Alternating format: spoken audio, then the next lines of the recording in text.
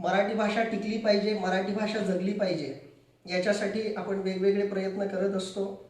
एक मराठी भाषिक म्हणून आपले ते प्रयत्न असले पाहिजेत. मराठी भाषा टिकली पाहिजे, जगली पाहिजे. त्याचबरोबर एक लेखक म्हणूनही आपली जबाबदारी ठरते की मराठी जगली पाहिजे, टिकली पाहिजे, वाढली पाहिजे. त्याचबरोबर एक प्राध्यापक म्हणूनही ही जबाबदारी आपल्यावरती येते. त्याचबरोबर मराठीचा प्राध्यापक असल्यामुळं ही जबाबदारी त्यांच्यावरती आणखी वेगळी येते. मराठी विभागावर ही आणखी वेगळी जबाबदारी येते आणि ही जबाबदारी पार पाडण्याच्या दृष्टीनं आपल्याला सरकारही मदत करतं. त्याच दृष्टीनं मराठी भाषा संवर्धन पंधरवडा जो शासनाच्याही परवानगीनं आपण प्रत्येक महाविद्यालयामध्ये 1 ते 15 जानेवारी या कालखंडामध्ये आपण तो साजरा करतो. यावर्षी कोरोनाच्या अडचणीमुळे आपण तो 14 जानेवारीपासून सुरू केला. परंतु मराठी भाषा संवर्धन करावं याची आवश्यकता निर्माण झाली. यासाठी कोणत्याही अर्थानं मराठी समाज जबाबदार आहे हे आपण नाकारून चालणार नाही. कारण कोणत्याही भाषेची प्रगती किंवा कोणत्याही भाषेची अधोगती ही त्या भाषेला वापरात आणणाऱ्या, ती भाषा बोलणाऱ्या लोकांवरतीच ती जबाबदारी असते. म्हणून मराठी भाषा संवर्धित होत असेल तर त्याचीही जबाबदारी मराठी भाषिकांवरच पडते आणि मराठी भाषा जर मागे हटत असेल तर तीही जबाबदारी मराठी भाषिक म्हणून आपल्यावरतीच पडते. मग जागतिकीकरण आलं, उदारीकरण आलं, खाजगीकरण आलं, या सगळ्या घडामोडींमध्ये जागतिक पातळीवरच्या भाषा अवतरल्या. आपल्याकडे 150 वर्ष इंग्रजांनी राज्य केलं. भाषेच्या रूपानं अजूनही ते आपल्यामध्ये राज्य करताना दिसत आहेत. अशाही परिस्थितीमध्ये प्रादेशिक भाषा जगल्या पाहिजेत, प्रादेशिक भाषा टिकल्या पाहिजेत, या दृष्टीनं प्रयत्न करणं ही अतिशय आवश्यक गोष्ट ठरते. कारण पूर्वी जेवढ्या भाषा होत्या त्या भाषा आता राहिलेल्या नाहीत. बऱ्याचशा भाषा त्यातल्या नामशेष होत चालल्या आहेत, काही नामशेष झालेल्या आहेत.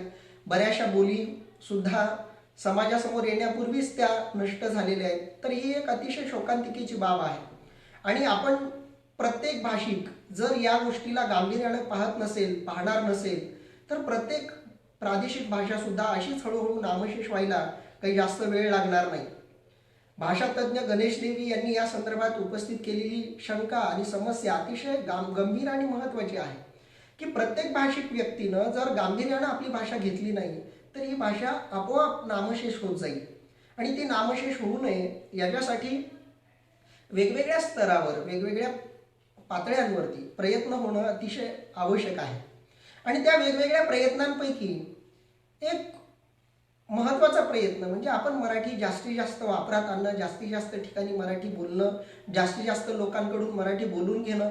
आता गुगलनं सुद्धा मराठी भाषा उपलब्ध करून दिलेली आहे. सर्चमध्ये तुम्ही मराठी भाषेतूनही सगळ्या गोष्टी शोधू शकता. बराचसा विकास मराठी भाषेचा व्हावा या दृष्टीनं जागतिकीकरणानं सुद्धा आपल्याला मदत केलेली आहे. म्हणजे जागतिकीकरणाला नकारात्मक पद्धतीनं न घेता त्याला जर आपण सकारात्मक पद्धतीनं घेतलं तर आपण मराठीला सुद्धा ग्लोबल परिस्थितीवर किंवा ग्लोबल पातळीवरती नेऊ शकतो. कारण ती ताकद मराठीमध्ये आहे. त्यामुळं ही व्यक्तिगत जबाबदारी तर प्रत्येकाची आहेच, मराठी बोलणं आणि इतरांना मराठी बोलण्यासाठी प्रेरित करणं. परंतु आणखी एक महत्त्वाचं काम आपण भाषा संवर्धनाच्या दृष्टीनं करू शकतो. ती गोष्ट म्हणजे साहित्य संवर्धन. साहित्य संवर्धन झालं की भाषा संवर्धन हे आपोआप होत असतं. इतकंच नाही तर साहित्य हे खऱ्या अर्थानं भाषेला जिवंत ठेवण्याचं काम करतं. अगदी मराठी वाङ्मयाचा इतिहास आपण तपासला तर प्राचीन कालखंडामध्ये कशा प्रकारची मराठी बोलली जात होती याचे कोणतेही पुरावे आपल्याकडं ग्रंथांशिवायचे उपलब्ध नाहीत. म्हणजे ताम्रपट, शिलालेख या गोष्टी आपण साहित्याच्या क्षेत्रामध्ये जर मोडल्या तर अन्य कोणताही पुरावा आपल्याकडे नाही की प्राचीन काळामध्ये कोणत्या प्रकारची मराठी भाषा बोलली जात होती. परंतु ज्ञानेश्वरीचं वाचन आपण केलं तर आपल्याला एक कळतं. भाषा विज्ञानाच्या अंगानं किंवा एक भाषा अभ्यासक म्हणून जरी आपण प्राचीन ग्रंथांचा अभ्यास केला तर आपल्याला एक गोष्ट कळते की त्या कालखंडातली भाषा कशी होती, त्या कालखंडातली मराठी कशी होती. म्हणजे ज्ञानेश्वरांचं साहित्य म्हणा, महानुभावांचं साहित्य म्हणा, तर ते साहित्य त्या काळातली मराठी कशी होती ही गोष्ट आपल्याला सुचवून जाते. त्यानंतरचा कालखंड आपण बघितला तर समजा वारकरी संप्रदाय जरी उदाहरणादाखल घेतला तर ज्ञानेश्वर, नामदेव आणि त्यांची जी प्रभावळ आहे त्यांच्यापेक्षा एकनाथांचं साहित्य कसं वेगळं आहे हे आपण जेव्हा शोधायला जातो तेव्हा आपोआपच आपल्याला बहामन कालखंडातली भाषा आणि यादवांच्या कालखंडातली भाषा आपोआप कळते.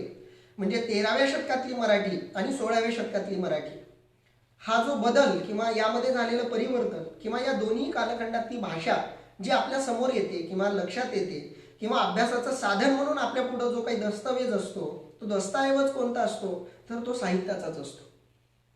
त्याच्या पुढे येऊन आपण अगदी समर्थांचं साहित्य बघितलं किंवा तुकारामांचं साहित्य बघितलं, निळोबा महाराजांचं साहित्य बघितलं, तर या साहित्यामध्ये आणि बहामनी काळातल्या एकनाथांच्या साहित्यामध्ये काय बदल आहे ही गोष्ट सुद्धा आपल्याला अभ्यासता येते. म्हणजे सांगायचा मुद्दा काय आहे की त्या काळातली भाषा काय होती हे फक्त साहित्यामुळे आज आपल्याला कळू शकतं. बखर वाङ्मय असेल, बखर वाङ्मयामुळे आपल्याला त्या काळातले ऐतिहासिक दस्तऐवज मिळाले.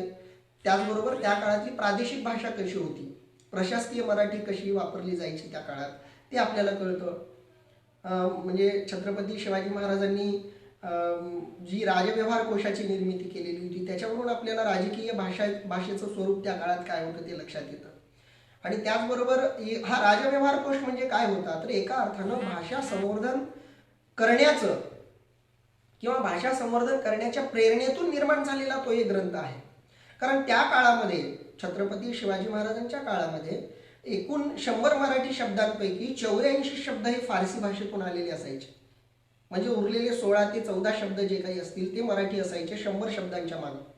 तर ही गोष्ट छत्रपती शिवाजी महाराजांच्या लक्षात आली आणि त्यांनी गांभीर्यानं घेतलं या गोष्टीला आणि त्यांनी सगळ्या बाकीच्यांना सांगितलं की आपण मराठीची एक वेगळी प्रशासकीय भाषा निर्माण करू आणि त्या दृष्टीनं प्रशासकीय शब्दांचा एक संच किंवा प्रशासकीय शब्द आणि त्यांचा अर्थ किंवा त्यांची माहिती या पद्धतीचा हा जो राजव्यवहार कोश निर्माण झाला याच्यातून मराठी भाषा संवर्धित करण्याचे प्रयत्न झाले. म्हणजे असं नाही की आजच्याच काळात किंवा 21व्या शतकात भाषा संवर्धनाची गरज आहे असं नाही, तर भारताला किंवा मराठीला वेगवेगळ्या काळामध्ये मराठीच्या भाषेचं संवर्धन करण्याची गरज त्या काळातल्या भाषेबद्दल चिंता व्यक्त करणाऱ्या, भाषेबद्दल आपुलकी असणाऱ्या लोकांवरती ती जबाबदारी पडलेली आहे. छत्रपती शिवाजी महाराजांवरची जी जबाबदारी जिचा मी आता उल्लेख केला तो उल्लेख सुद्धा याच दृष्टीला आहे. त्याच्यानंतर इंग्रजांचं आगमन झालं. त्याच्यापूर्वी आपल्याकडे बरेच मुस्लिम आक्रमकांनी स्वाऱ्या केल्या, पोर्तुगीजांनी स्वाऱ्या केल्या, भारतावरती वेगवेगळ्या लोकांनी आक्रमणं केली. हे जे बाहेरून आलेले आक्रमक होते त्यांनी भाषिक आक्रमण सुद्धा इथल्या प्रादेशिक भाषांवरती केलं आणि हळूहळू त्याही भाषा नामशेष होण्याची परिस्थिती आली. आणि अशाही काळामध्ये विशेषतः इंग्रजांच्या काळामध्ये मराठी भाषा संवर्धनाचे एक वेगळे प्रयत्न झाले. आणि या भाषा संवर्धनाला पुस्तक निर्मितीचा कसा संदर्भ आहे, ग्रंथ निर्मितीचा कसा संदर्भ आहे हेही मी तुम्हाला एक पार्श्वभूमी म्हणून विषयाची तुमच्यासमोर मी ठेवतोय. कारण ग्रंथ निर्मिती हा केवळ ग्रंथ निर्मिती किंवा ग्रंथव्यवहार केवळ ग्रंथव्यवहारापुरता मर्यादित विषय नाही. म्हणजे या दृष्टीनं इंग्रजांच्या कालखंडामध्ये मग विश्वकोशाची निर्मितीचे प्रयत्न झाले. मोल्सवर्थने जो शब्दकोश तयार केला तो आजही मराठीतला सगळ्यात मोठा शब्दकोश मानला जातो. तर मोल्सवर्थचे म्हणजे परकीय भाषा अभ्यासकांचे सुद्धा साहित्य निर्मितीच्या दृष्टीनं मोलाचं त्यांचं योगदान राहिलेलं आहे. म्हणजे फादर क्रुवा असतील, फादर स्टीफन्स असतील, तर याही लोकांनी मराठी भाषेमध्ये साहित्य लेखन करून मराठी भाषा संवर्धनाचे काही प्रयत्न केले. भले त्यांचा मूळ उद्देश ग्रंथ निर्मितीच्या मागं धर्मप्रचार असला तरी सुद्धा भाषा प्रचाराचे किंवा भाषा वाढवण्याचे प्रयत्न बाह्यभाषिक लोकांनी सुद्धा मराठीच्या संदर्भामध्ये केल्याचा इतिहास आपल्याला अभ्यासता येतो. भाषांतराचा जो कालखंड आपण मराठी साहित्याच्या अभ्यासामध्ये मानतो तो कालखंड म्हणजे 1818 ते 1874 हा जो कालखंड आपण मानतो, याही कालखंडामध्ये इंग्रजीतलं साहित्य मराठीत आलं, मराठीतलं साहित्य इंग्रजीत गेलं, संस्कृतमधलं साहित्य मराठीत आलं, काही मराठी ग्रंथांचा संस्कृत भाषेच्या दृष्टीनं प्रयत्न झाला. तर हा भाषांतर युग ज्याला आपण म्हणतो त्याही काळामध्ये भाषा संवर्धनाचे प्रयत्न झाले. पण आजच्या काळामध्ये मात्र जागतिकीकरणाचा स्वीकार केल्यामुळं, व्यापार मोठ्या प्रमाणात वाढत असल्यामुळं प्रत्येक संस्थेला, प्रत्येक गोष्टीला, प्रत्येक क्षेत्राला एक प्रोफेशनल व्यावसायिक स्वरूप आलेलं असल्यामुळं आपल्याला अशा परिस्थितीत आपली भाषा टिकवणं, मराठी भाषा टिकवणं हे एक जबाबदारीचं काम आलेलं आहे. आणि ही जबाबदारीचं काम एक ग्रंथ निर्मिती करणारा किंवा एक प्रकाशक किंवा एक लेखक कशा पद्धतीनं मग ती भाषा निर्मितीची किंवा भाषा संवर्धनाची प्रक्रिया पार पाडू शकतो या विषयाच्या अनुषंगाने मी तुमच्यासमोर बोलण्यासाठी इथं उपस्थित झालोय. माझं MA पुणे विद्यापीठातून झालं. सरांनी जसा परिचय करून दिला, पुणे विद्यापीठाच्या मराठी विभागातून 2010 साली मला सुवर्णपदक मिळालं. एम.फिल प्रबंधिकेलाही सुवर्णपदकानं सन्मानित करण्यात आलं. पण हे सगळं करत असताना मराठी भाषेची होत असलेली एक पडकी बाजूसुद्धा आम्ही अभ्यासत होतो, बघत होतो. आणि त्याच्यातून एक गोष्ट जाणवत होती की बरेचसेच लोक लिहित आहेत, परंतु त्यांना प्रकाशनाचं व्यवस्थित ज्ञान नसल्यामुळं की प्रकाशन विश्वाची माहिती व्यवस्थित नसल्यामुळं त्यांचं लेखन हे त्यांच्या पुस्तकांमध्ये, त्यांच्या वह्यांमध्ये, त्यांच्या टिपणांमध्येच बंदिस्त होऊन जात होतं. आणि या दृष्टीनं या लोकांच्या लिखाणाला एक व्यासपीठ उपलब्ध करून द्यावं. बाकीचे प्रकाशक तर जे काही प्रस्थापित झालेले लेखक आहेत किंवा जे चांगल्यापैकी गुंतवणूक करू शकणारे लेखक आहेत त्यांचेच पुस्तकं प्रकाशित करण्याच्या दृष्टीनं प्रयत्न करतात. आणि मग आपण अशाही लेखकांना एक संधी द्यावी या दृष्टीनं 2010 साली मी ज्ञानार्णव प्रकाशन या प्रकाशन संस्थेची निर्मिती केली. आणि त्या 2010 पासून आजपर्यंत मी जो काही प्रकाशन संस्थेचा अनुभव घेत आलो, ग्राउंड टू अर्थ ज्याला म्हणतात, अगदी जमिनीपासून मी या प्रकाशन संस्थेमध्ये काम केले. प्रकाशन संस्थेमध्ये लागणारी जी काही कौशल्य आहेत ती जेवढी आपल्याला अधिकाधिक हस्तगत करता येईल याही दृष्टीने मी प्रयत्न केले. आतापर्यंत ज्ञानार्णव प्रकाशनाची 35 पुस्तकं प्रकाशित झालेली आहेत. ISBN या इंटरनॅशनल सेल बुकलेट नंबर जो असतो तो सुद्धा या प्रकाशन संस्थेला मिळालेला आहे. आणि या ISBN नंबर अंतर्गत सुद्धा जवळपास 20 पुस्तकं या प्रकाशनानं प्रकाशित केलेली आहेत. आणि ही सगळी पुस्तकांची एक यादी बघितली म्हणजे मला अभिमान वाटतो आणि सांगायला आनंद वाटतो की आपल्याच महाविद्यालयाचे डॉक्टर तुषार पटेल सर यांची 2 पुस्तकं सुद्धा ज्ञानार्णव प्रकाशनानं प्रकाशित केलेली आहेत. खूप सुंदर अशी 2 संशोधनात्मक ती पुस्तकं आहेत. संशोधनाचा एक उत्तम नमुना किंवा एखाद्या प्रादेशिक समाजाचं लोकसाहित्य आणि त्या लोकसाहित्याचा वाङ्मयीन अभ्यास आणि त्या पटेल समाजाची सामाजिक सांस्कृतिक पार्श्वभूमी आणि त्याचा अभ्यास जाणून घेण्याच्या दृष्टीने ही पुस्तकं अतिशय महत्त्वाची आहेत. तुषार पटेल सरांचा सुद्धा तोच प्रश्न त्यावेळी होता की सर मला पुस्तक तर प्रकाशित करायचे आहेत पण या क्षेत्राबद्दल मला काही माहिती नाही. मग मी म्हणालो की आपलं प्रकाशन आहे सर, आपण आपल्या प्रकाशनाच्या अंतर्गत ती पुस्तकं प्रकाशित करूयात. तर हा प्रकाशन व्यवहार कसा चालतो, कशा पद्धतीनं तो पुढं जातो, त्याचे वेगवेगळे विभाग कोणते आहेत, उपविभाग कोणते आहेत, त्या उपविभागांचं काम कसं चालतं, वेगवेगळ्या उपविभागांमध्ये परस्पर समन्वय कसा असतो, उपविभागांचा विभागांशी कसा संपर्क असतो आणि विभागांचा प्रत्यक्ष समाजाशी किंवा वाचक वर्गाशी कसा संपर्क आणि संबंध येतो या दृष्टीनं. आणि हा सगळा व्यवहार चालत असताना आर्थिक गणितं कशी असतात, तिथं कोणकोणती कौशल्य उपयोगी पडतात या दृष्टीनं आपण इथून पुढचं आपलं विवेचन ठेवणार आहोत. सगळ्यात पहिली महत्त्वाची गोष्ट, ग्रंथ निर्मिती जेव्हा आपण म्हणतो, शब्द वापरतो, तेव्हा ग्रंथ निर्मितीचं बीज कुठं असतं, ग्रंथ निर्मितीची सुरुवात कुठं होते, या प्रश्नाचं जेव्हा आपण उत्तर शोधतो तेव्हा सहज तुमच्या लक्षात येईल की लेखक जेव्हा लिहित असतो, लेखकाचं लिहिणं ही ग्रंथ निर्मितीची सुरुवात असते. परंतु याच्याही आधी ग्रंथ निर्मिती असते, लेखकाच्या मनामध्ये असते. तो समाजाचा अभ्यास करत असतो, आजूबाजूच्या परिस्थितीचं अवलोकन करत असतो. आणि हे सगळं अवलोकन करत असताना त्याच्या मनात काही प्रश्न निर्माण होत असतात, काही त्याच्या मनात असलेल्या प्रश्नाची उत्तरं त्याला त्यातून मिळत असतात. आणि मिळणारी ही उत्तरं आणि मनात झालेले प्रश्न कागदावर लिहावेत, कागदावर उतरवावेत असं खूप लेखकांना वाटत असतं, किंवा असं ज्यांना वाटतं त्यांनाच आपण लेखक म्हणतो.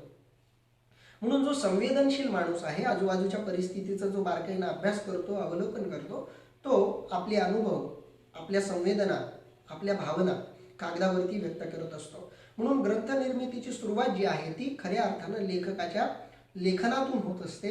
लेखक लिहून जो काही एक दस्तावेज तयार करत असतो, ज्याला आपण हस्तलिखित म्हणतो. म्हणजे थोडंसं प्रशासकीय किंवा प्रकाशन व्यवहारामध्ये, प्रकाशन व्यवसायामध्ये किंवा ग्रंथ निर्मिती प्रक्रियेमध्ये वापरले जाणारे जे काही पारिभाषिक शब्द ज्याला आपण म्हणू, तर त्या शब्दाचाही उल्लेख किंवा उच्चार वारंवार आपल्या बोलण्यामधून माझ्या होत राहील. तर त्यातला पहिला जो महत्त्वाचा शब्द आहे तो आहे हस्तलिखित. लेखकाला जे वाटतं ते लेखक हस्तलिखितामध्ये लिहितो. अलीकडे काही लेखक आहेत जे स्वतः टायपिस्ट आहेत, स्वतः मुद्रक आहेत, ते स्वतः टायपिंग करतात. काही जण त्यामध्ये मुद्रित शोधक सुद्धा आहेत, ते स्वतःच त्याचं मुद्रण सुद्धा करतात. पण हा विषय वेगळा झाला. मूळ प्रकाशन व्यवहार जो आहे तो या प्रक्रियेमध्ये जातो, या प्रक्रियेप्रमाणे किंवा या पद्धतीप्रमाणे जातो की लेखक सुरुवातीला प्रकाशन व्यवहारामध्ये लेखक सुरुवातीला हस्तलिखितांमध्ये आपल्याला जे काही लिहायचं आहे ते लिहितो. आता लेखकाचं जे काही हस्तलिखित आहे ते तर आपण वाचकांच्या हातामध्ये जशास तसं देऊ शकत नाही, कारण त्याच्या लेखनामध्ये बऱ्याचशा चुका असू शकतात, त्याच्या लेखनामध्ये दोष असू शकतात, किंवा त्याच्या लेखनातला एखादा मजकूर संदिग्ध असू शकतो, किंवा त्याला जे काही वाटलंय ते त्याला वाटलेलं ते लेखन आहे ते जसंच्या तसं प्रकाशित करावं की नाही, याही बाबतीत लेखक अनेकदा संदिग्ध किंवा संशयित असू शकतो, त्याला त्या प्रकारचा संशय असू शकतो. आणि या दृष्टीनं मग पुढची प्रक्रिया अतिशय आवश्यक ठरते. लेखनाच्या पुढचा जो टप्पा येतो प्रकाशन व्यवहाराच्या संदर्भात, तो टप्पा म्हणजे मुद्रणाचा टप्पा, ज्याला आपण टायपिंग म्हणतो. तर त्याच्यासाठी लागणारा एक टायपिस्ट असतो. वेगवेगळे लेखक वेगवेगळ्या भागातून लेखन करत असतात. आता अलीकडच्या काळामध्ये टपाल व्यवस्था सुद्धा खूप चांगली झालेली आहे, कुरिअर व्यवस्था सुद्धा आलेली आहे, सरकारी टपाल आहे, खाजगी टपाल सुद्धा आहेत. तर दोघांच्याही सोयी किंवा ज्या काही सेवा आहेत त्या खूप सुंदर आहेत, चांगल्या आहेत. तर अशा वेगवेगळ्या भागातून लेखकांकडून आमच्याकडे हस्तलिखितं येत असतात. हस्तलिखितं देण्यापूर्वी प्रकाशकाचा आणि लेखकांचा परस्पर संवाद होत असतो, संपर्क होत असतो. प्रकाशन व्यवहाराच्या संदर्भामध्ये, आर्थिक व्यवहाराच्या संदर्भामध्ये, वितरण व्यवहाराच्या संदर्भामध्ये त्यांच्यामध्ये सगळ्या गोष्टींची चर्चा होते सुरुवातीला. कारण कोणताही लेखक थेट एखाद्या प्रकाशकाशी संपर्क साधत नाही. प्रकाशकाला त्या लेखकाची आणि लेखकाला त्या प्रकाशकाची थोडीशी माहिती असणं ही आवश्यक गोष्ट ठरते. मग ही अशी परस्पर माहिती असल्यानंतर त्यांचा कोणत्या पद्धतीनं व्यवहार होईल, तो व्यवहार झाल्यानंतर त्या व्यवहाराची आपण पुढं कॉपीराईटच्या संदर्भामध्ये चर्चा करणार आहोत. परंतु प्रकाशक निश्चित झाला, प्रकाशकाकडं ते हस्तलिखित पोहोचलं की प्रत्येक प्रकाशकाकडं एक विभाग असतो. त्याच्या प्रकाशन संस्थेमध्ये एक टायपिंगचा वेगळा विभाग असतो, त्याच्यानंतर DTPचा एक वेगळा विभाग असतो, DTP नंतर एक मुद्रणाचा वेगळा विभाग असतो. त्या मुद्रणामध्येच मग बाइंडिंग, कलर पेजची प्रिंटिंग, मग त्याच्यामध्ये बाइंडिंगचे वेगवेगळे प्रकार, ह्या सगळ्या गोष्टी, तो एक वेगळा विभाग प्रकाशन संस्थेच्या अंतर्गत येतो. तर जेव्हा ते सगळं लेखकाचं हस्तलिखित हे मुद्रकाकडे येतं तेव्हा ते मुद्रणासाठी तो सगळा मजकूर जातो. बरेचसे प्रकाशक किंवा लेखक हे हस्तलिखित देताना त्यामध्ये काही जर एखाद्या मोठा मजकूर चुकीचा जाणवत असेल तर त्याचं रिरायटिंग सुद्धा करतात. प्रकाशक बऱ्याचदा तो सगळा मजकूर तपासतात आणि प्रकाशकाची ती एक जबाबदारी सुद्धा आहे. कारण एखादा ग्रंथ जेव्हा बाजारामध्ये सगळ्या वाचकांसाठी उपलब्ध होतो तेव्हा त्या ग्रंथाची जबाबदारी जेवढी लेखकाची असते तेवढीच ती जबाबदारी प्रकाशकाची सुद्धा असते. मी स्वतः प्रकाशक म्हणून माझ्या प्रकाशनाच्या अंतर्गत जेवढी पुस्तकं प्रकाशित होतात त्यातला प्रत्येक शब्द ना शब्द मी सुरुवातीला तो वाचतो. त्याच्यामध्ये काही चुका जाणवत असतील तर त्याही संदर्भातली चर्चा मी म्हणजे लेखकांशी करतो. तर तो मुद्रणाच्या संदर्भातला एक महत्त्वाचा प्रक्रियेतला भाग येतो. तर मुद्रक हा सगळं मुद्रण करत असतो. त्याचं जे काही झालेलं मुद्रण आहे ते सगळं मुद्रण त्याच्या प्रिंटआउट ह्या मुद्रित शोधकाकडे जात असतात. म्हणून प्रकाशन विश्वामध्ये तिसरा जो महत्त्वाचा टप्पा म्हणा किंवा मात्र महत्त्वाचा एक विभाग येतो किंवा उपविभाग येतो, तो उपविभाग असतो मुद्रित शोधनाचा. लेखकानं जे काही लिहिलंय ते जसंच्या तसं मुद्रकाने टाईप केलेलं आहे का, मुद्रणानं टाईप करताना काही चुका केलेल्या आहेत का, त्याचबरोबर लेखकाच्या लिखाणामध्येही काही चुका असतील किंवा मुद्रकाच्या टायपिंगमध्ये मुद्रणामध्येही काही चुका असतील तर या दोघांच्याही ज्या चुका मुद्रित शोधकाला जाणवतात ते मुद्रित शोधनाचं काम मुद्रित शोधक त्या संदर्भामध्ये करत असतो. मुद्रित शोधनाचे स्वतंत्र नियम आहेत, त्याचं एक स्वतंत्र शास्त्र आहे, त्याचं एक स्वतंत्र तंत्र आहे. जसं टायपिंगचं तंत्र आहे, अलीकडं बाजारामध्ये वेगवेगळ्या संस्था आहेत जे टायपिंग शिकवतात, ज्यांचं प्रमाणपत्रही विद्यार्थ्यांना मिळतं आणि ज्याच्या आधारावर विद्यार्थी वेगवेगळ्या ठिकाणी नोकरीला सुद्धा लागतात. कारण टायपिस्टची पोस्ट ही प्रत्येक महाविद्यालयामध्ये असते, न्यायालय प्रक्रियेमध्ये असते, पोलीस प्रशासनामध्ये सुद्धा टायपिस्टची गरज पडते. म्हणजे कोणतंही असं क्षेत्र आता अपवादात्मक राहिलं नाही की ज्याला टायपिस्टची गरज पडत नाही. म्हणजे टायपिस्ट हे एक स्वतंत्र व्यवसायाचं क्षेत्र आहे, स्वतंत्र नोकरीचं क्षेत्र आहे. आम्ही मराठीच्या विद्यार्थ्यांना आग्रहानं सांगतो की तुम्ही मराठी टायपिंग शिका, कारण टायपिस्टच्या पण जागा वेगवेगळ्या ठिकाणी निघतात. तिथं टायपिंग करणाऱ्यांना आणि उत्कृष्ट टायपिंग येणाऱ्यांना प्राधान्यानं घेतलं जातं. तर तो एक वेगळा विषय आहे. मग जो कोणी टायपिंग शिकतो त्याचं जे काही टायपिंग त्यानं केलंय त्याच्या प्रिंटआउट्स मुद्रित शोधक तपासत असतो. आता मुद्रित शोधन हे सुद्धा एक स्वतंत्र व्यवसायाचं क्षेत्र आहे. आज बरेच आमचे वृत्तपत्रातले मित्र आहेत, न्यूज चॅनल्सवरचे मित्र आहेत, त्यांची नेहमी खंत असते की सर आम्हाला चांगले मराठीचे मुद्रित शोधक मिळत नाहीत. म्हणून तुम्ही बातम्या बघत असताल, व्हॉट्सअपवर वगैरे सुद्धा चुकीच्या पद्धतीनं कसं टायपिंग झालं त्याच्या बातम्या फिरत असतात.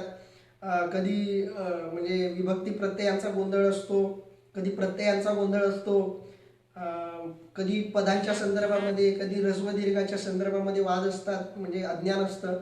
तर त्यामुळं बऱ्याचसे न्यूज चॅनल्स हास्यास्पदरित्या समाज माध्यमांसमोर येतात. तर तसं होता कामा नये या दृष्टीनं त्यांना जशी मुद्रित शोधकांची गरज पडते, वृत्तपत्रातल्या लोकांना मुद्रित शोधकाची गरज पडते, तसंच प्रकाशन संस्थेमध्ये सुद्धा मुद्रित शोधकाचं काम हे अतिशय महत्त्वाचं असतं. कॉपीराईट पेजवरती जसं मुद्रकाचं नाव येतं त्याच पद्धतीनं मुद्रित शोधकाचं सुद्धा नाव लिहिण्याची प्रथा ही प्रकाशन संस्थेमध्ये आहे. तर मुद्रित शोधकाचं काम काय आहे?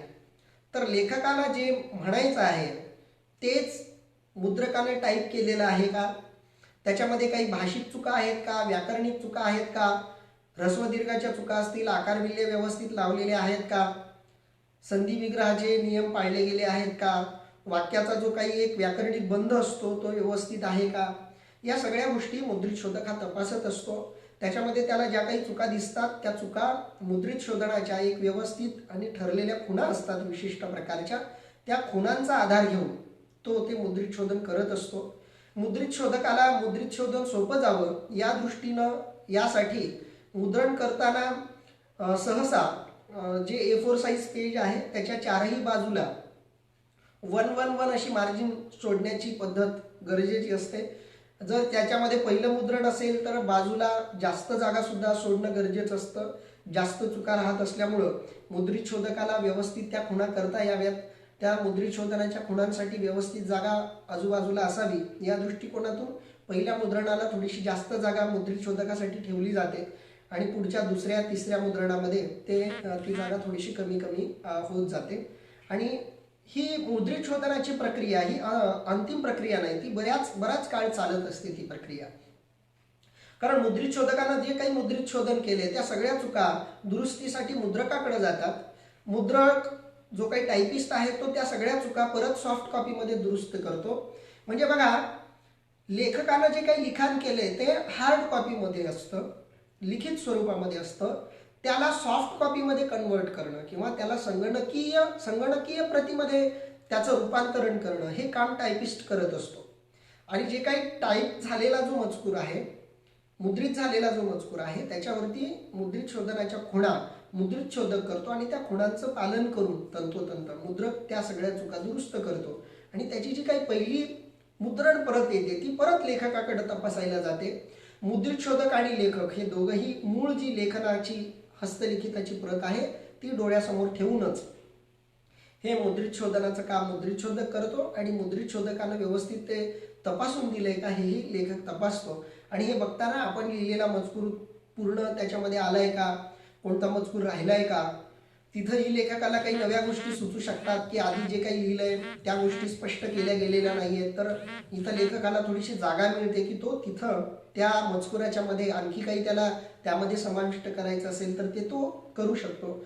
जोपर्यंत लेखकाचं समाधान होत नाही आणि मुद्रित शोधकाचंही मुद्रण समाधानकारक होत नाही तोपर्यंत ही प्रक्रिया चालू राहते. एक उत्कृष्ट असं पुस्तक वाचकांकडे येणं गरजेचं असल्यामुळे ही प्रक्रिया गांभीर्यानं सूक्ष्मपणे चालते. कारण वाचक जेव्हा पुस्तक वाचत असतो तेव्हा तो केवळ पुस्तक वाचत नसतो तर तो मराठी भाषा आतल्या आत शिकत सुद्धा असतो. एखादा विशिष्ट शब्द पुस्तकामध्ये कशा पद्धतीनं मुद्रित झालेला आहे तेच त्या शब्दाचं अंतिम आणि आदर्श रूप आहे अशी वाचकांची भावना होत असते. म्हणून प्रत्येक प्रकाशकानं आपल्या प्रकाशनातून जे काही पुस्तक समोर येईल त्याचं मुद्रित शोधन गांभीर्यानं करणं गरजेचं असतं. कारण जर मुद्रित शोधन व्यवस्थित आणि गांभीर्यानं झालं नाही तर वाचकांची सुद्धा मराठी बिघडेल आणि वाचकांची मराठी बिघडली तर आपोआपच मराठी भाषा लयाला जाईल. म्हणून तिचं शुद्ध रूप, तिचं प्रमाण रूप जिवंत राहावं या दृष्टिकोनातून मुद्रित शोधनाचं अतिशय महत्त्व आहे. परंतु मुद्रित शोधक हा बोलीभाषेतला एखादा ग्रंथ असेल किंवा एखादी कविता असेल तर त्याचे मात्र नियम मुद्रित शोधकाला थोडेसे शिथिल करावे लागतात. कारण कवीला एखादा शब्द जसा लिहायचा असेल तसाच तो छापला गेला पाहिजे असं बंधन असतं आणि त्या बंधनावरती मुद्रित शोधकाला सुद्धा गदा आणण्याचा कोणताही अधिकार नाही. तर ते मुद्रित शोधकाला त्या गोष्टी बऱ्यापैकी माहीत असतात. मुद्रित शोधक त्या गोष्टींचं पालन सुद्धा करतात. आणि याच्या पुढं जे काही हस्तलिखित आलेलं आहे त्याचं मुद्रण झालंय, त्याचं मुद्रित शोधन झालंय, पहिलं मुद्रण लेखकाकडे गेले, ते तपासून परत तीच प्रक्रिया, लेखक परत त्याच्यामध्ये दुरुस्त्या काही सुचवतो, परत ते मुद्रकाकडे जातं, मुद्रक ते परत मुद्रित करत असतो, पुन्हा ते मुद्रित शोधकाकडे जातं, मुद्रित शोधक परत एकदा लेखकानं ऍड केलेला पुन्हा मजकूर व्यवस्थित आहे का, आपण ज्या काही खुणा केल्या होत्या मुद्रित शोधनाच्या त्या खुणांप्रमाणे सगळी दुरुस्ती झालेली आहे का, आता त्याच्यामध्ये कोणती चुका राहिलेल्या नाहीत ना, या गोष्टीची काळजी घेतो. त्याला वाटलं आणखी चुका आहेत, पुन्हा ही प्रक्रिया चालते. परंतु मुद्रित शोधकाला वाटलं की आता याच्यामध्ये कोणत्याही प्रकारचा मुद्रण दोष राहिलेला नाहीये किंवा लेखकालाही वाटलं की आता याच्यामध्ये कोणत्याही प्रकारचा मजकूर समाविष्ट करण्याची किंवा काढण्याची आवश्यकता नाहीये, तर मग मुद्रित शोधकही त्याला परवानगी देतात आणि मग ते जे काही मुद्रित शोधन आहे ते सगळं DTPच्या स्वरूपामध्ये सेट केलं जातं. बरेच प्रकाशन संस्थेची पद्धती वेगवेगळी आहे, कारण प्रकाशन व्यवहार हा थोडासा व्यापक व्यवहार आहे. प्रत्येक प्रकाशक त्यामध्ये थोडेफार बदल आपापल्या पद्धतीनं करत असतात. काही प्रकाशक हे जो काही मजकूर येतो तो सुरुवातीला वर्ड फॉर्मॅटमध्ये, कारण तो सोयीचा जातो प्रिंटिंग वगैरेला, म्हणून त्या फॉर्मॅटमध्ये सुरुवातीचं मुद्रण करतात आणि जेव्हा अंतिम प्रत तयार व्हायला येते तेव्हा मात्र त्याला व्यवस्थित पुस्तकाच्या रूपामध्ये त्याला DTP ज्याला आपण म्हणतो त्याच्यामध्ये ते सगळं सेट केलं जातं. इथं सुद्धा DTP ऑपरेटर खूप महत्त्वाचा ठरतो. म्हणजे मुद्रकाला मुद्रणासोबतच DTPचं नॉलेज येणं ही गोष्ट आवश्यक असते. आता नामवंत जी काही सॉफ्टवेअर आहेत DTPच्या संदर्भात प्रकाशन विश्वामध्ये वापरले जाणारे, त्याच्यामध्ये कोरल ड्रॉ आहे, InDesign आहे, पेजमेकर आहे. तर हे थोडेसे प्रसिद्ध अशा प्रकारचे पुस्तक विश्वातले पुस्तकं प्रकाशित करण्यासाठी वापरले जाणारे सॉफ्टवेअर्स आहेत. हे सॉफ्टवेअर सुद्धा विकत घ्यावे लागतात, त्यांचे सुद्धा किमती असतात. तर प्रत्येक प्रकाशक त्याला त्याच्या कामाच्या व्यापाप्रमाणे आणि त्याला ज्या पद्धतीचं स्किल जमतं त्याप्रमाणे तो ते विकत घेत असतो. DTP ऑपरेटर तो सगळा मजकूर त्या पुस्तकाच्या फॉर्मॅटमध्ये सगळा टाकतो. मग पुस्तकाची जी इंटरनल डिझाईन म्हणा किंवा संगणकीय बांधणी ज्याला आपण म्हणू ती या टप्प्यामध्ये तयार होते. या टप्प्यामध्ये काय बघितलं जातं तर पुस्तकाची सगळी पृष्ठसंख्या ही व्यवस्थित आहे का, पुस्तकाचं नाव प्रत्येक पुस्तकाच्या पानावर टाकायचं आहे का, ते कुठं टाकायचं आहे, कोण्या बाजूला टाकायचं आहे, ते नाव कशा प्रकारचं ठेवायचं आहे. बऱ्याचदा पुस्तकामध्ये मुख्य शीर्षकाशिवाय उपशीर्षकं सुद्धा असतात, तर ते उपशीर्षक सुद्धा त्या लेखाच्या संदर्भात किंवा ते उपशीर्षकाच्या संबंधित जो काही मजकूर पुस्तकामध्ये आहे त्याच्याप्रमाणे घ्यायचा का, हे सगळं तिथं निश्चित होत असतं. लेखक प्रकाशकही बऱ्याचदा मिळून हे ठरवत असतात. म्हणजे एखादा घटक आहे कविता वाङ्मयाचा इतिहास, तर त्या कविता वाङ्मयाच्या इतिहासाचं जर मुख्य शीर्षक असेल तर मग त्याच्यामध्ये केशवसूत कालखंड असेल किंवा त्याच्यानंतरचा नवयुग नवकवितेचा कालखंड असेल किंवा साठोत्तरी कवितेचा कालखंड, नवोत्तरी कवितेचा कालखंड, हे जे वेगवेगळे उपशीर्षक येतील ते शीर्षक सुद्धा त्या शीर्षक उपशीर्षकाची जी काही पृष्ठ असतील त्याच्यामध्ये यावेत, याही दृष्टीची सगळी बांधणी त्याच्यामध्ये होते. पुस्तकाचा आकार कसा असावा, पानांचा आकार कसा असावा, फॉन्टचा आकार कोणता असावा, फॉन्टची साईज कोणती असावी, 2 ओळींमधलं अंतर किती असावं, 2 अक्षरांमधलं अंतर किती असावं, अक्षराची जाडी किती असावी, या सगळ्या गोष्टींचा विचार या ठिकाणी केला जातो. पुस्तक आकर्षक दिसावं, पुस्तकातली अक्षरं आकर्षक दिसावीत. जुन्या काळामध्ये ठशाचं मुद्रण व्हायचं तेव्हा अक्षरं थोडीशी ओबड-धोबड अशी वाटायची. आता संगणकीय प्रतीमध्ये खूप विकास झालेला आहे. आता खूप सुंदर अशी अक्षरं पुस्तकांमध्ये आपल्याला बघायला मिळतात, दिसतात. तर ती सगळी जी पुस्तकाची अंतर्गत बांधणी आहे, संगणकीय बांधणी आहे, ती यावेळी केली जाते. आणि हे सगळं करताना पुस्तकाचं मुखपृष्ठ सुद्धा वेगळं बनवलं जातं. मुखपृष्ठाच्या संदर्भामध्ये सुद्धा लेखकाची काही कल्पना असते. ती कल्पना लेखक हा DTP ऑपरेटरला किंवा मुखपृष्ठ बनवणाऱ्याला सांगतो. आता ही सुद्धा परत प्रकाशन व्यवसायाच्या अंतर्गत येणारा हा एक वेगळा व्यवसाय आहे. जसा मुद्रित शोधकाचा व्यवसाय आहे तसाच डीटीपी ऑपरेटरचा सुद्धा एक स्वतंत्र व्यवसाय आहे. मुद्रित शोधक जसे वेगवेगळ्या क्षेत्रामध्ये वावरतात, टायपिस्ट सुद्धा जसे वेगवेगळ्या क्षेत्रात वावरतात, तसेच डीटीपी ऑपरेटर सुद्धा वेगवेगळ्या क्षेत्रात वावरतात. अलीकडं फ्लेक्सचा जमाना आपण आजच्या काळाला म्हणतो, तर फ्लेक्स छापायचा असेल तर त्याच्यासाठी सुद्धा डीटीपी ऑपरेटर लागतो. त्याच्यामध्ये सुद्धा डिझायनिंग वगैरे केली जाते, रंगरंगोटी सुद्धा केली जाते. तर हा जो डीटीपी ऑपरेटर आहे तो बऱ्याचदा मुखपृष्ठ करतो. काही लेखक चित्रकार सुद्धा असतात जे स्वतः मुखपृष्ठ बनवतात. लेखकाच्या मनातली कल्पना ते चित्रकाराला सांगतात, चित्रकार त्या कल्पनेच्या आधारावर एक चित्र बनवतो. 2-3 चित्राचे नमुने, मुखपृष्ठाचे नमुने म्हणून लेखकाला प्रकाशकाला दाखवले जातात. त्यातला एक नमुना दोघांच्या सहमतीनं निवडला जातो आणि त्या दृष्टीनं मुखपृष्ठाचं सगळं सॉफ्टवेअरमध्ये काम होतं. सॉफ्टवेअर जे पुस्तकासाठी वापरलं जातं तेच तुम्ही मुखपृष्ठालाही वापरू शकता. बऱ्याचदा अंतर्गत बांधणीला वेगळं सॉफ्टवेअर आणि मुखपृष्ठासाठी वेगळं सॉफ्टवेअर सुद्धा वापरलं जातं. तर मुखपृष्ठाचं एक वेगळं काम केलं जातं. एका मुखपृष्ठाला सुद्धा 1,500-2,000 हजार रुपये मुखपृष्ठकार घेतात. काही मुखपृष्ठकारांची किंमत जास्त सुद्धा आहे. तर ते त्या मुखपृष्ठकाराच्या वरती अवलंबून आहे. तर हे मुखपृष्ठाचा एक वेगळा व्यवसाय आहे, हा प्रकाशन व्यवसायाला किंवा ग्रंथनिर्मितीला जोडून आहे. तर ते जे काही मुखपृष्ठाची बांधणी होते, पुस्तकाचं सगळं इंटरनल सेटिंग होतं आणि तो जो काही बांधणीचा एक नमुना तो लेखकाला आणि प्रकाशकाला दाखवला जातो आणि नंतर तो प्रिंटिंगला दिला जातो. त्याच्या आधी ज्या काही चुका लेखकाला वाटतात त्या सगळ्या त्याच्यामध्ये केल्या जातात. पुस्तकाच्या स्वरूपाबद्दल आपण नंतर चर्चा करूयात. आधी पुस्तक निर्मिती प्रक्रिया जी आहे, ग्रंथ निर्मिती प्रक्रिया जी आहे ती पूर्ण आपण सुरुवातीला करू आणि मग ग्रंथाचं स्वरूप काय असतं याच्या संदर्भामध्ये आपण चर्चा करूयात. तर पुढचा जो महत्त्वाचा मुद्दा आपला राहिला आहे किंवा आहे तो म्हणजे मुद्रकाकडं ते सगळं जातं. आता हा जो मुद्रक आहे तो मुख्य प्रिंटर आहे.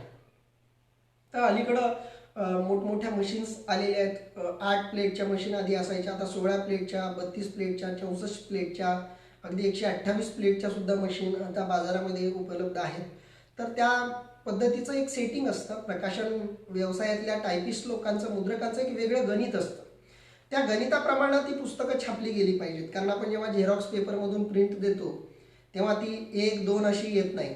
आपल्याला आधी ऑड पेजची प्रिंट द्यावी लागते, मग इव्हन पेजची प्रिंट द्यावी लागते. म्हणजे समसंख्येचे पृष्ठ आधी, मग विषम संख्येचे पेज त्याच्या मागं, असं थोडंसं गणित प्रिंटिंगच्या बाबतीत सुद्धा साध्या घरच्या आपल्याला आखावं लागतं. तसं हे तर ही सगळी मोठी मशीन्स असतात तर त्याचं एक गणित असतं. 8च्या पटीमध्ये 8चा 1 प्लेटचं मशीन असेल तर 8च्या पटीमध्ये त्या पृष्ठांची संख्या सॉफ्ट कॉपीमध्ये सेट करावी लागते. अनेकदा आपण जेव्हा PDF समोरच्याला देतो तेव्हा ते सुद्धा मुद्रक स्वतः आपोआप त्या पद्धतीचं सेटअप, त्या PDF फाईल जी आपण म्हणजे प्रकाशकाकडून पाठवली जाते मुद्रकाकडं, तर ती सगळी व्यवस्थितपणे प्रिंट होते. मुखपृष्ठ वेगळं प्रिंट होतं, आतली पेज वेगळ्या पद्धतीनं प्रिंट होतात. पुस्तकाची साईज जी ठरली त्याप्रमाणे ते इंटरनल सेटिंग असतं. पूर्ण पुस्तक छपाई झाली, मुखपृष्ठ छापली गेली, त्या दोघांचं बाइंडिंग केलं जातं. बाइंडिंगमध्ये सुद्धा 2 महत्त्वाचे प्रकार आहेत, एक स्टेपल बाइंडिंग आणि एक परफेक्ट बाइंडिंग. आपण पुस्तकं वाचताना सहज आपल्या लक्षात येईल की जे स्टेपल बाइंडिंग असतं त्याच्यामध्ये पिना मारलेल्या असतात आणि परफेक्ट बाइंडिंग जे असतं त्याच्यामध्ये पिना वापरलेल्या नसतात. तर एक विशिष्ट प्रकारचा गम वापरून ते पुस्तकाची बांधणी केली जाते. तर ही झाली पुस्तकाची बांधणी आणि मग ते पुस्तक परत प्रकाशकाकडे येत असतं. मुळात कोणत्याही ग्रंथाची किंवा पुस्तकाची व्यावसायिक जबाबदारी किंवा व्यावसायिक मालक जो आहे त्या पुस्तकाचा तो पूर्णपणे प्रकाशक असतो. व्यावसायिक मालक हा शब्द मी मुद्दाम या संदर्भामध्ये वापरला. आणि मूळ मालक जो आहे, खरा मालक जो आहे तो त्या पुस्तकाचा लेखक असतो. परंतु त्या दोघांमध्ये काही विशिष्ट प्रकारचे व्यवहार होतात. बऱ्याचदा अनौपचारिक पद्धतीचाही हा व्यवहार चालतो. लेखक चांगला मित्र असेल तर प्रकाशक आणि लेखक यांच्यामध्ये एक बॉन्डिंग असतं, एक अनौपचारिकही असतं, पण नियमानं दोघांमध्ये एक करार होतो. त्याचे पेज पण मिळतात कायदेशीरपणे. त्याच्यामध्ये सगळ्या ग्रंथाच्या संदर्भातल्या सगळ्या कायदेशीर बाबी ह्या मेन्शन केल्या गेल्या पाहिजेत की किती प्रती छापणार आहोत. लेखकाच्या परवानगीशिवाय प्रकाशक हा प्रती छापू शकत नाही. किती प्रती छापायच्या त्याचा सगळा हिशोब त्यांना लेखकांना देणं एक त्याची नैतिक जबाबदारी आहे, व्यावसायिक जबाबदारी आहे. मग जेवढी पुस्तकं प्रकाशित केलेली आहेत, छापलेली आहेत, त्या छापलेल्या पुस्तकाच्या किंमत किती ठरवायची इथपासून ते किती पर्सेंट एका पुस्तकामागं लेखकाला मिळेल, किती पर्सेंट प्रकाशकाला मिळेल, किती पर्सेंट वितरकाला मिळेल आणि वाचकाला सुद्धा किती प्रत्यक्षात डिस्काउंट द्यायचा, या सगळ्या गोष्टी जवळपास इथं निश्चितच झालेल्या असतात. आणि त्याप्रमाणेच पुस्तकामध्ये एक कॉपीराईटचं पेज छापलं जातं. ग्रंथनिर्मिती आणि प्रकाशन व्यवसायाच्या संदर्भामध्ये पुस्तकातलं कॉपीराईट पेज जे असतं ते अतिशय महत्त्वाचं असतं. जेव्हा आपण एखादं पुस्तक आपल्या डोळ्यासमोर ठेवतो तेव्हा त्या पुस्तकाचं पहिलं जे पेज असतं ते मुखपृष्ठ असतं. त्या मुखपृष्ठाला आपण ओपन केल्यानंतर एक शीर्षक पृष्ठ असतं, शीर्षपृष्ठ त्याला म्हणतात.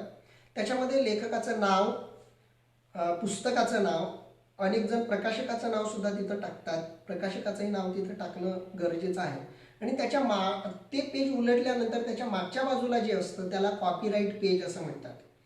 तर हे पेज जे आहे त्यावरची जी काही माहिती आहे ती प्रकाशन व्यवसायाच्या संदर्भातली महत्त्वाची माहिती आहे. त्याच्यामध्ये ग्रंथाचं नाव असतं. ग्रंथाचं नाव ज्या भाषेमध्ये लिहिलं गेले तेच शीर्षक किंवा तेच नाव इंग्रजीमध्ये सुद्धा खाली दिलं जातं. सहसा ISBN नंबर किंवा ISBN क्रमांक असलेली जी पुस्तकं असतात त्यांना ते इंग्रजीमध्ये सुद्धा टायटल देणं गरजेचं असतं. कारण पुढचा जो काही व्यवहार आहे इंटरनॅशनल नंबर असल्यामुळं जगातल्या कोणत्याही व्यक्तीला त्या पुस्तकाला ओळखता यावं म्हणून त्या पुस्तकाला तो क्रमांक दिला जातो. तर तो क्रमांक देणाऱ्याला ते पुस्तक वाचता यावं म्हणून इंग्रजीमध्ये प्रत्येक त्या कॉपीराईट पेजवर त्या पुस्तकाचं शीर्षक इंग्रजीमध्ये सुद्धा देणं अनिवार्य आहे. त्याच्यानंतर लेखकाचं नाव तिथं येतं, लेखकाचा पूर्ण पत्ता, लेखकाचा संपर्क येतो. जुन्या काळामध्ये पत्ते लेखक द्यायचे, आता मोबाईल क्रमांक सुद्धा लेखक पुस्तकामध्ये छापताना आपल्याला दिसतात. तर तो सगळा लेखकाचा पत्ता, लेखकाचा संपर्क क्रमांक, मेल ID वगैरे तिथं दिला जातो. त्याच्यानंतर प्रकाशकाचा पूर्ण पत्ता, प्रकाशकाचा मेल ID, संपर्क क्रमांकही तिथं दिला जातो. त्याचबरोबर कॉपीराईटचा एक सिम्बॉल कॉपीराईट पेजवरती येतो, एक C सर्कल आणि त्याला एक राऊंड केलेलं असतं, त्याला कॉपीराईटचा सिम्बॉल जो आपण म्हणतो. तर त्या कॉपीराईटच्या समोर जे लिहिलेलं असतं ते प्रकाशन व्यवहाराच्या दृष्टीनं अतिशय महत्त्वाचं असतं. त्या पुस्तकाची जबाबदारी कुणावर आहे, त्या पुस्तकाची मालकी कुणाकडे आहे, या गोष्टीचं सूचन त्या कॉपीराईट पेजच्या समोर जे लिहिलेलं असतं त्याच्यावरून होत असतं. म्हणजे सर्वाधिकार सुरक्षित असं जर लिहिलेलं असेल तर ते अधिकार सुरक्षित आहेत. कुणाकडे आहेत ते हे गरज वाटत नाहीये लेखकाला किंवा प्रकाशकाला की नेमके सर्वाधिकार कुणाकडे दिलेत, पण ते सुरक्षित आहेत एवढं सहसा तिथं कळवलं जातं.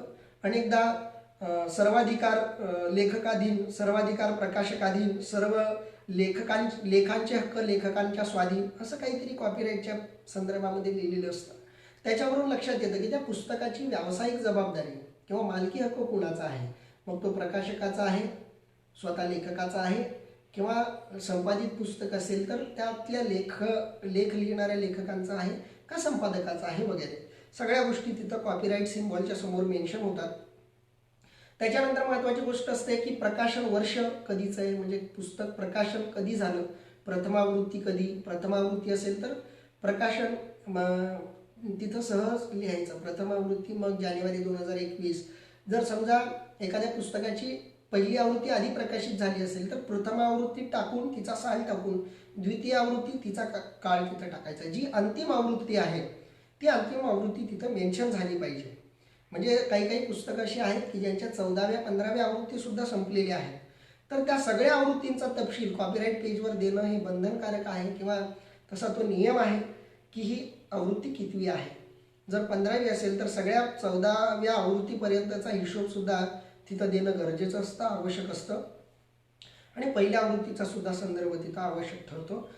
विशेषतः संशोधकांना या माहितीची अधिक गरज पडते की नेमका संशोधक त्यातली कितवी प्रत वापरतोय आणि किती प्रत, म्हणजे 14वी प्रत कुणी प्रकाशित केली, मग त्या त्या प्रकाशकाकडून ती प्रत आपल्याला उपलब्ध करून घेता येते. या दृष्टीनं तो काळ टाकणं, प्रकाशन काळ, ती गोष्ट खूप आवश्यक असते. बरेच प्रकाशन क्रमांक पण टाकतात की तो ग्रंथ कितव्या क्रमांकाचा आहे, या दृष्टीनं ती गोष्ट महत्त्वाची ठरते. हे सगळं टाकल्यानंतर, आवृत्ती वगैरे टाकल्यानंतर मुखपृष्ठ कुणी बनवले त्याचं नाव, मुद्रक कुणी छापले त्याचं नाव, त्याच्यानंतर कधी विशेषतः नियतकालिका वगैरे असतील तर तिथं एक वेगळा टीपच्या संदर्भात किंवा कॉपीराईटच्या संदर्भात मजकूर येतो की यातल्या लेखांशी संपादक सहमत राहीलच असे नाही किंवा वगैरे असा काही मजकूर जर आपल्याला आवश्यक वाटला, कायदेशीर बाजूनं गरजेचा, तर तो कॉपीराईट पेजवरती टाकणं गरजेचं असतं. एखाद्या पुस्तकाची जी काही कायदेशीर माहिती आहे ती सगळी त्या पुस्तकाच्या या कॉपीराईट पेजवरती दिलेली असते. तर हे कॉपीराईट पेज हे प्रकाशन व्यवसायाच्या संदर्भामध्ये अतिशय महत्त्वाचा भाग ठरतं. याच्या पुढे जेव्हा आपण जातो की सगळी पुस्तकं प्रकाशित होऊन आलेली आहेत, आता ती पुस्तकं विकायची कशी. आता बघा, मी तुम्हाला जसं सांगत आलो की जसं DTP ऑपरेटरचा स्वतंत्र व्यवसाय आहे, मुखपृष्ठ डिझायनरचा स्वतंत्र व्यवसाय आहे, तसा पुस्तक केवळ छपाई करणाऱ्यांचा, छापखान्यांचा स्वतंत्र व्यवसाय आहे. छापखाने सुद्धा महाग असतात, लाखो रुपये त्याच्यासाठी लागतात. 30-40 लाख रुपयापर्यंतचा तो सेटअप असतो, कारण त्याच्यामध्ये बरंचसं काही असतं. म्हणजे black and white page printing वेगळी, कलर पेज प्रिंटिंग वेगळी, पेज कटिंग वेगळी, पेपर कटिंग वेगळी, पुन्हा त्यांची बाइंडिंग वेगळी, पुन्हा मुखपृष्ठाला एक लॅमिनेशन केलं जातं त्याचं एक मशीन असतं, ते मशीन परत वेगळं, आणि जे काही पुस्तकं छापून तयार झालीत, बाइंडिंग ज्यांची कंप्लीट झाली त्यांना बांधण्यासाठी सुद्धा मशीन लागतं. अलीकडच्या काळामध्ये तंत्रज्ञान इतकं विकसित झाले की या प्रत्येक गोष्टीसाठी मशिनरी आजकाल उपलब्ध आहेत. अतिशय सुंदर काम ते सगळं करतात. आणि ते सगळं प्रकाशित झालेली पुस्तकं प्रकाशकाकडे आली की आता ती पुस्तकं विकायची कशी. तर इथं वितरण व्यवस्थेचा महत्त्वाचा संदर्भ किंवा वितरण व्यवस्थेची महत्त्वाची मदत प्रकाशन व्यवसायाला घ्यावी लागते. म्हणून प्रकाशन व्यवसायाचा एक महत्त्वाचा विभाग म्हणून आपण वितरण विभागाकडे बघतो. वितरण विभागाचं काम काय आहे की प्रकाशित होऊन आलेली किंवा छापून आलेली जी पुस्तकं आहेत ती लोकांपर्यंत पोहोचवणं, त्यांची विक्री करणं. तर हे करण्याच्या दृष्टीनं वेगवेगळे वितरण विभाग वेगवेगळी कौशल्य वापरतात. वेगवेगळ्या ठिकाणी होणारी साहित्य संमेलनं, तिथं स्वतः प्रकाशक जातो, तिथं अनेकदा त्या पुस्तकांची विक्री केली जाते. मला नाव घ्यावं वाटेल, बाळासाहेब भोंगडे म्हणून अक्षरवाङ्मय प्रकाशनाचे प्रकाशक आहेत. ते स्वतः वेगवेगळ्या ठिकाणी पुस्तकं घेऊन जातात. ते स्वतः पुस्तक विक्री करताना स्टॉलवर थांबतात. आणि एवढे मोठे प्रकाशक असून सुद्धा, एवढे नामवंत लेखक त्यांच्यासाठी लिहितात, तरीसुद्धा ते आजही स्वतः वेगवेगळ्या ठिकाणी पुस्तकं घेऊन जातात. म्हणजे प्रकाशकही बऱ्याचदा विक्रीमध्ये सहभागी होतात, कारण विक्रीशिवाय कोणतीही प्रकाशन संस्था नावारूपाला येत नाही. कारण व्यवसाय कोणताही असो त्याच्या मुळामध्ये आर्थिक गणित असतं. पैसा हे प्रत्येक व्यवसायाचं मूळ असल्यामुळं आणि तो सगळा पैसा, ते सगळं मूळ हे केवळ त्या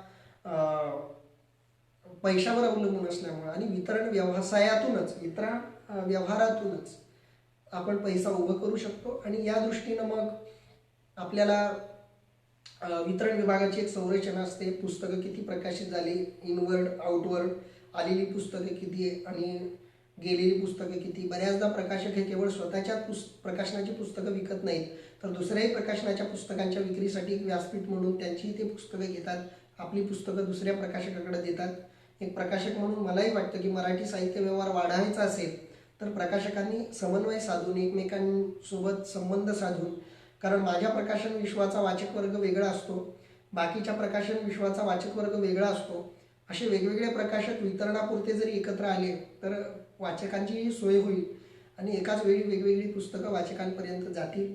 तर ती पुस्तकं प्रकाशकांपर्यंत म्हणजे वाचकांपर्यंत प्रत्यक्षात जावीत याच्यासाठी वितरण विभाग वेगवेगळ्या साहित्य संमेलनाच्या ठिकाणी जाईल. वेगवेगळी ग्रंथालये असतात, ग्रंथालयांनाही वेगवेगळी पुस्तकं लागत असतात.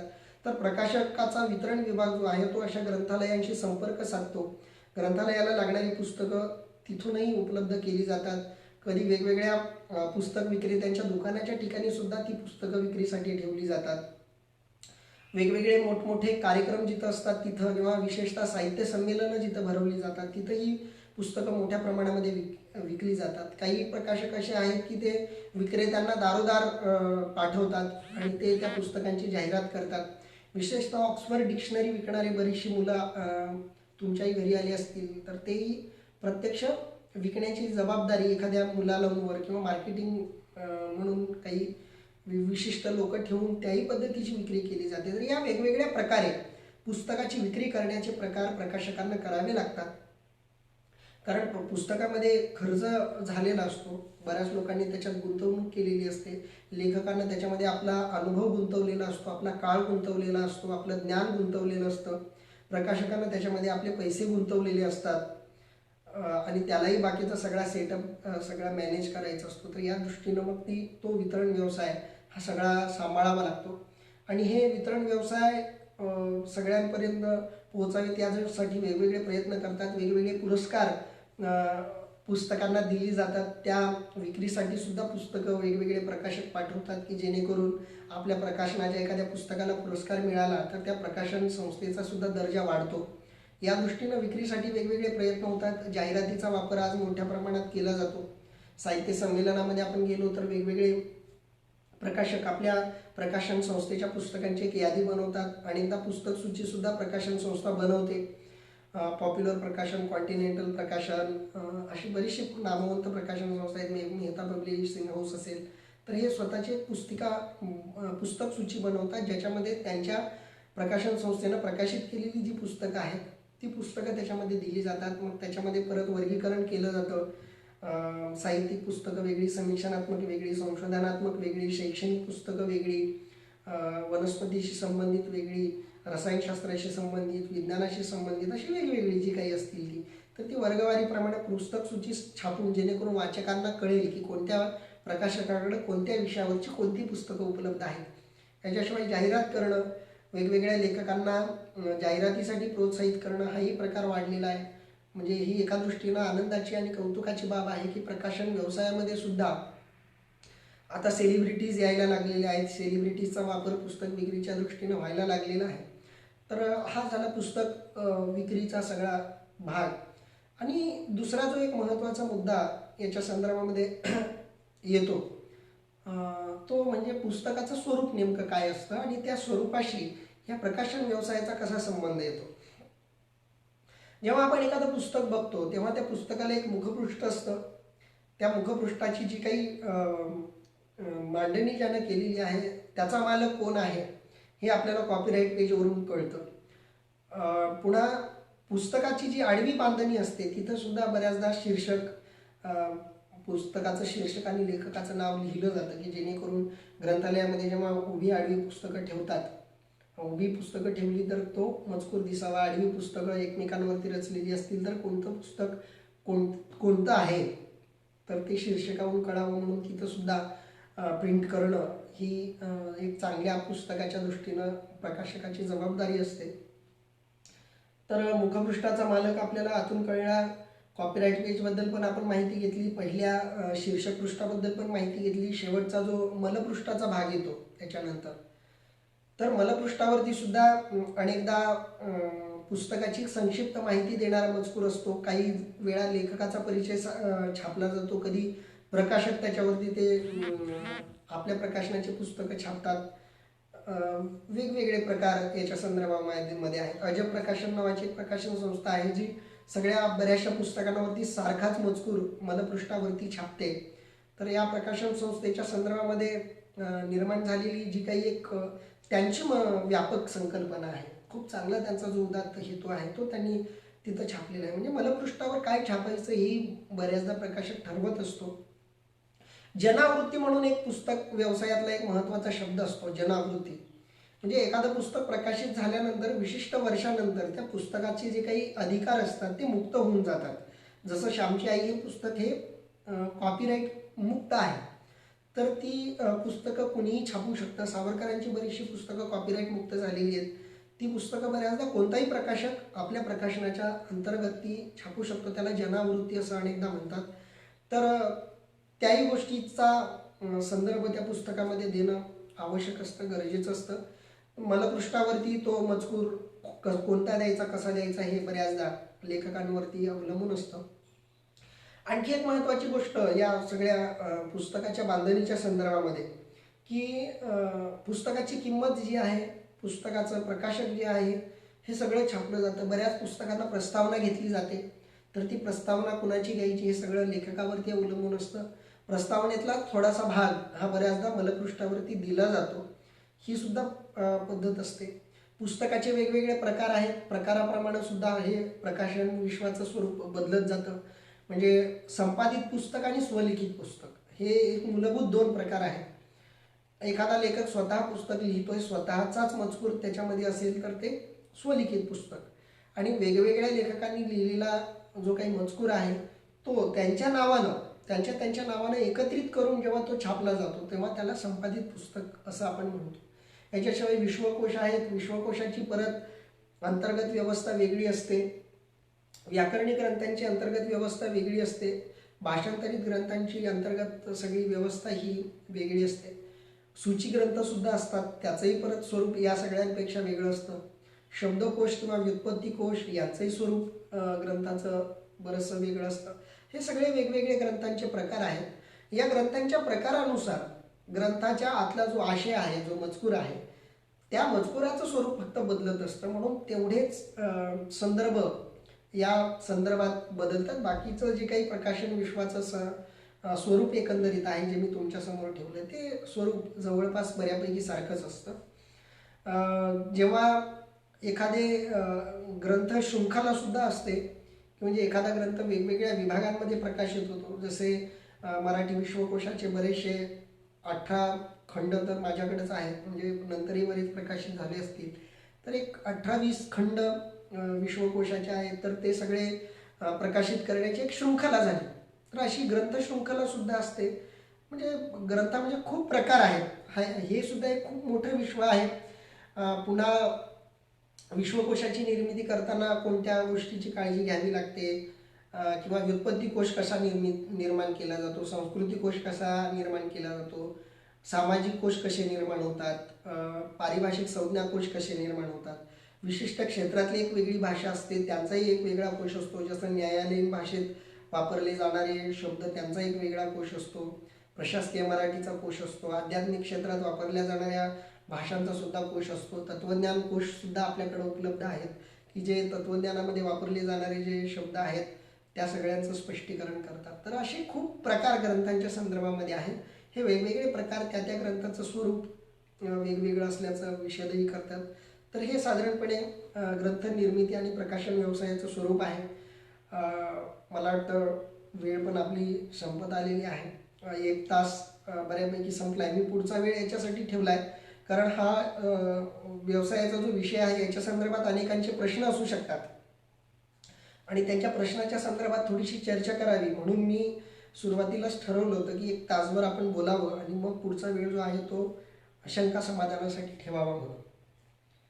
तर कुणाला काही शंका आहे? माझा आवाज ज्यांच्या कानावरती जातोय त्यांना माझं आवाहन आहे की तुम्हाला ग्रंथनिर्मिती प्रकाशन व्यवहाराच्या संदर्भात कोणत्याही प्रकारची शंका असेल तर तुम्ही आता मला ती विचारू शकता.